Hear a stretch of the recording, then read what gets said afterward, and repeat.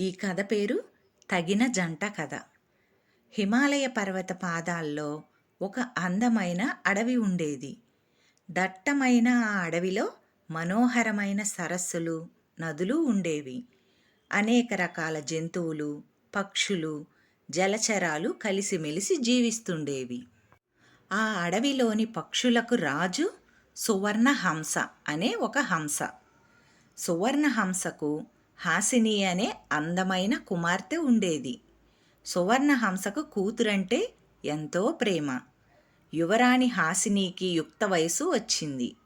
ఆమె తన ఇష్టం వచ్చిన పక్షిని పెళ్లాడవచ్చునని అన్నాడు రాజు. ఒకరోజు రాజు సువర్ణహంస తన కూతురి హాసిని స్వయంవరానికి అడవిలోని పక్షులన్నిటినీ ఆహ్వానించాడు. స్వయంవర సమయానికి రాజభవనమంతా రంగురంగుల పక్షులతో నిండిపోయింది. హంసలు, నెమళ్ళు, పామురాలు, కోకిలలు ఇంకా ఎన్నో రకరకాల పక్షులు వచ్చాయి. ప్రతి ఒక్క పక్షి యువరాణి తననే ఎంచుకోవాలి అని కోరుకుంది.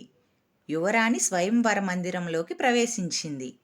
ఆమె సౌందర్యం ప్రేక్షకులకు మిరుమిట్లు గొలుపుతూ ఉంది. ఆమె చుట్టూ ఉన్న పక్షుల్ని పరీక్షగా పరిశీలించింది.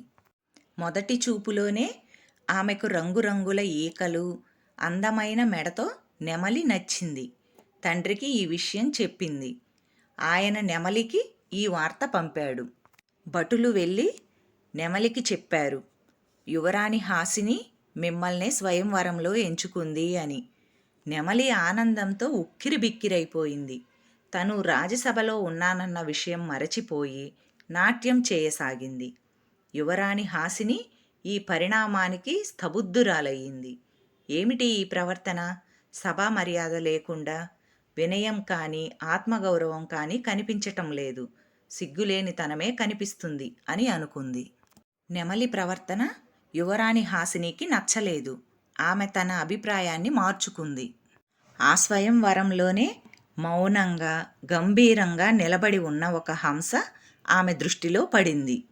ఆమెకు ఆ హంస టీవీ చాలా నచ్చింది. హాసిని వరమాలను ఆ హంస మెడలో వేసింది. నెమలి సిగ్గుపడి అక్కడి నుండి వెళ్ళిపోయింది. జీవితంలో ఒక లక్ష్యం సాధించాలి అంటే సముచితమైన ప్రవర్తన అవసరమని అది గ్రహించింది. మా స్టోరీస్ కనుక మీకు నచ్చినట్లయితే ప్లీజ్ మా ఛానల్ని సబ్స్క్రైబ్ చేసుకోండి, లైక్ చేయండి, షేర్ చేయండి.